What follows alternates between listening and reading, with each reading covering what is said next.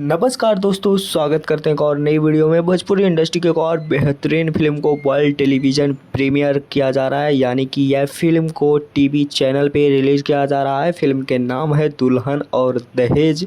और दुल्हन और दहेज फिल्म को कब टीवी पे चलाया जा रहा है और कैसे यह फिल्म को देख सकते हैं, फुल अपडेट इस वीडियो में देने वाला हूं, तो वीडियो को पूरा देखिएगा।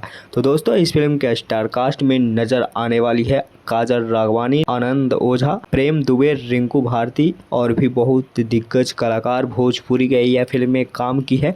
और फिल्म के निर्देशक हैं मंजुल ठाकुर जी, और फिल्म के लिखे हैं अरविंद तिवारी जी ने, और फिल्म में संगीत दिए हैं ओम झा जी, और फिल्म के गीत लिखे हैं प्यारे लाल यादव, अरविंद तिवारी जी। तो यह फिल्म को आप सभी के बीच में रिलीज किया जा रहा है 3 मई शनिवार शाम 6:30 बजे और 4 मई रविवार सुबह 9:45 में। यह फिल्म को आप सभी लोग देखिएगा B4U भोजपुरी के यूट्यूब चैनल पे।